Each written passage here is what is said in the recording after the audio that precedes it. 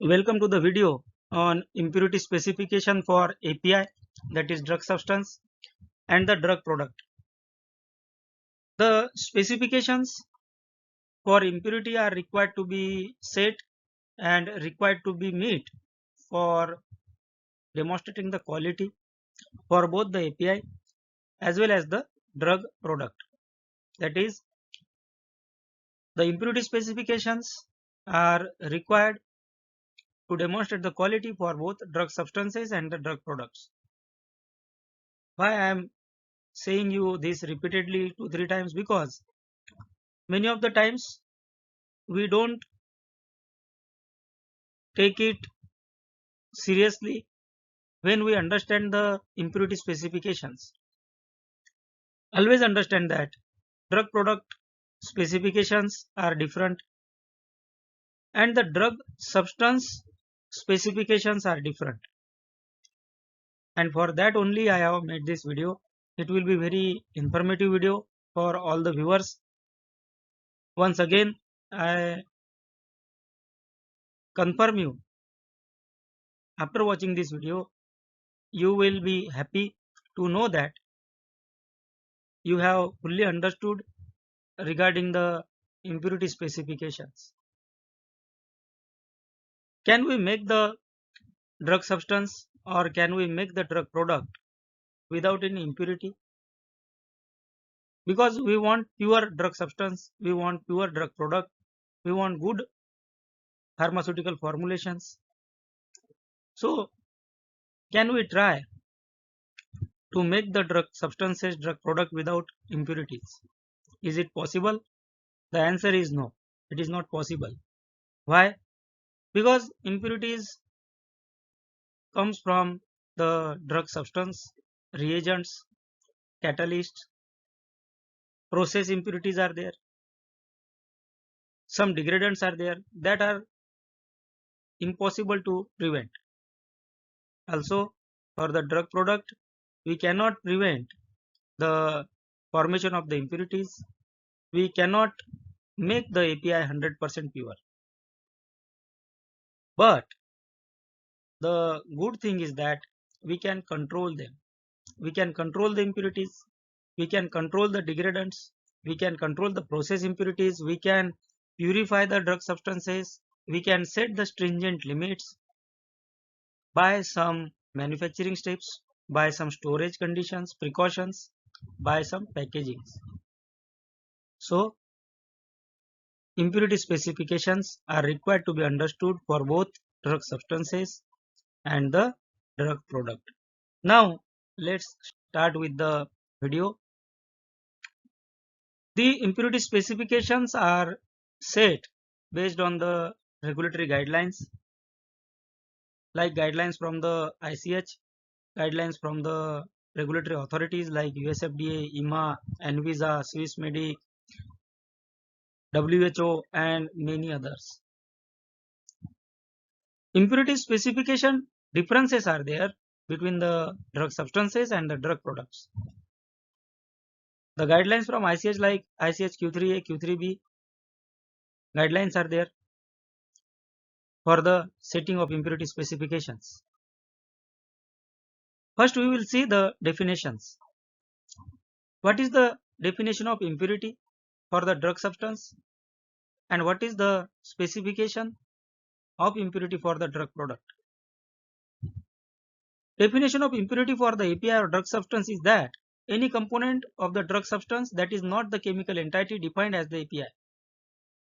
It may be the degradant, it may be the related substance, it may be the organic impurity, it may be the inorganic impurity.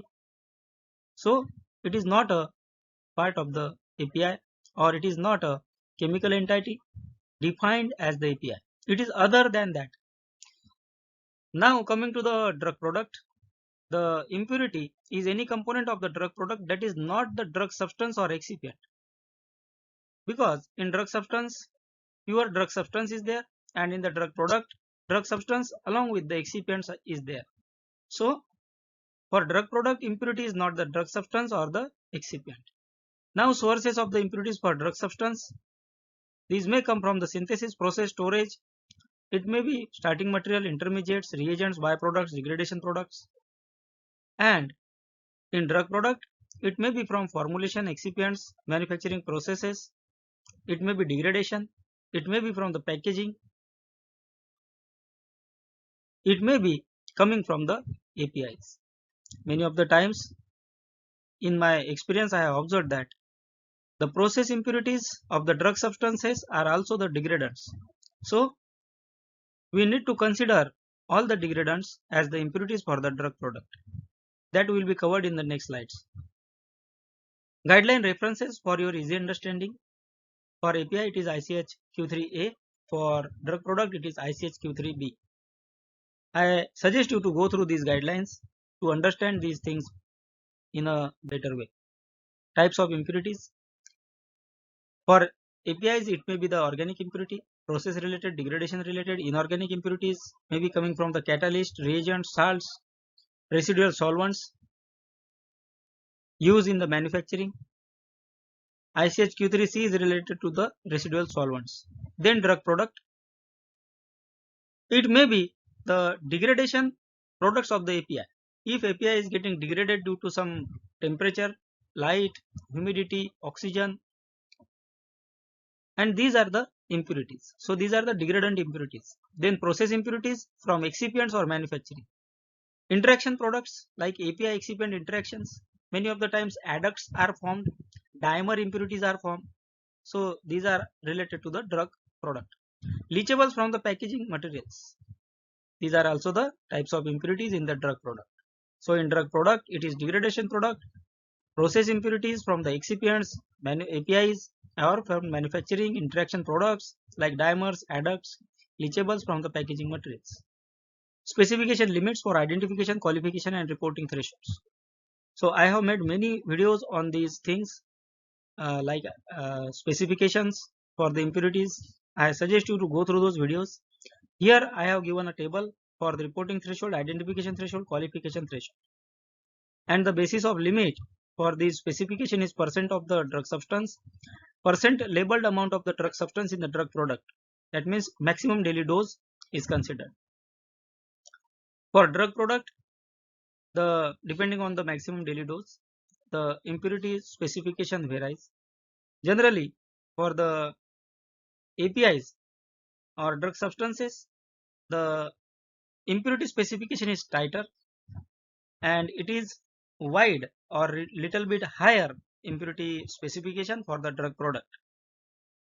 The thresholds are lower for APIs because impurities are introduced earlier and may carry over or transform during the formulation.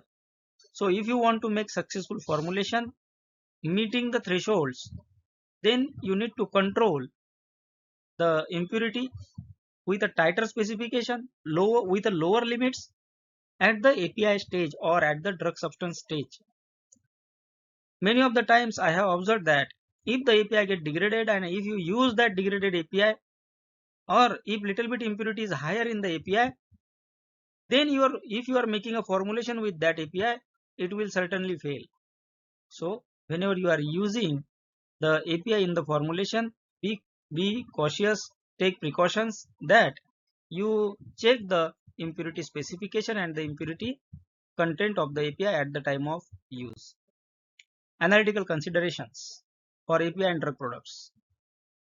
Focuses on control of process related and degradation impurities. For APIs, analytical methods ensure consistency of manufacturing process. For APIs, typically evaluated at release and stability stages. Now coming to the drug product. Focuses on degradation products found during the stability. Because if the process impurity is coming from the API and it is not a degradant, it is not increasing on stability, then you don't consider it, because it is getting considered or it is getting specified, it is getting controlled at the API stage. Then drug product, analytical methods ensure product stability and shelf life compliance, and drug product is evaluated during the stability studies at the product and at the product release stage. Then justification of the specification. So for API, specification justified by manufacturing process and impurity fit studies, and impurities controlled through synthesis optimization and the purification steps. And for drug product, Specification justification is based on the stability data and compatibility with the excipients, and degradation products controlled through formulation design and packaging. For example, if your formulation is sensitive to moisture, go for the processes which do not use water. Protect the drug product from environment, like process at lower humidities. Store in the packages which can give you the protection from humidity, like use silica, use desiccant embedded blisters in the packaging. Use alu blisters which can give you better protection, and by that you can control the impurities and you can justify. Examples I have taken here for metformin. Metformin API and metformin tablets. So for metformin tablet, for metformin API, main impurity is diethylamine. It is a process impurity. Limit is 0.1%. Control through synthesis and purification. For drug product, formamide derivative degradation product. Limit is 0.2%. Control during stability and shelf life studies. So this is the understanding about drug product and drug substance specification for the impurities. Impurity specification focus on manufacturing process control. Drug product impurity specification focus on stability and degradation control. Limits are typically higher for the drug products because degradation can occur during storage. Regulatory justification for impurities include toxicological qualification if thresholds are exceeded. Always check the API before using. Always generate the data for stability. Always do force degradation studies. Always understand the pathways. Always protect the API and the drug product from the conditions which lead to impurity formation. I suggest you once again to go through my videos to understand these things better. This video was to let you know regarding the impurity specification between the differences between the impurity specification for the APIs and the drug products. I hope this video will help you to get some understanding. Thank you.